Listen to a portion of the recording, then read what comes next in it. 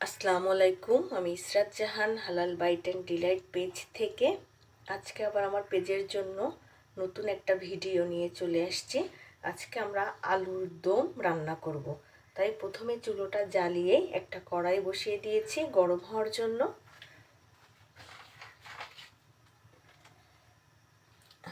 এখন দিয়ে দিচ্ছি পরিমাণ মতন তেল।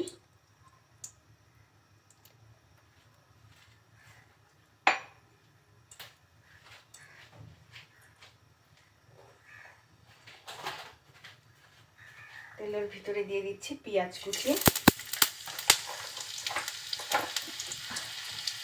আর থেতো করা আদা রসুন।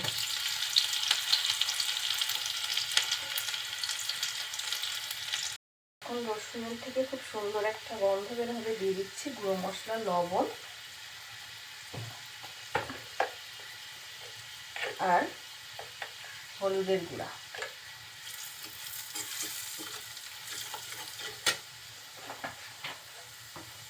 আলুগুলো আগের থেকে আমি ধুয়ে পরিষ্কার করে রেখেছি। এখন আলুগুলো দিয়ে দিচ্ছি।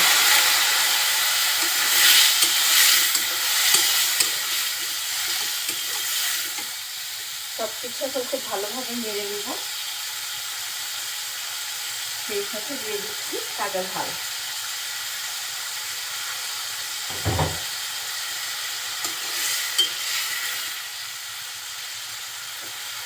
একটু অল্প সময়ের জন্য ঢেকে দিচ্ছি।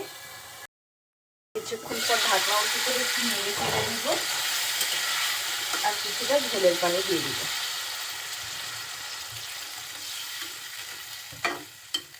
দিয়ে আবার একটু ঢেকে দিচ্ছি। কিছুক্ষণ পর আবার ঢাকনা উঁচু করে নেড়ে দিয়েছি। মাঝখানেও একবার আমি নেড়ে দিয়েছি।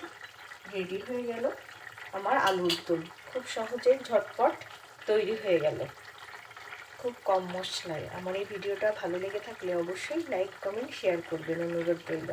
সবাইকে অনেক ধন্যবাদ দিয়ে আজকে এখানেই শেষ করছি। আল্লাহ হাফেজ।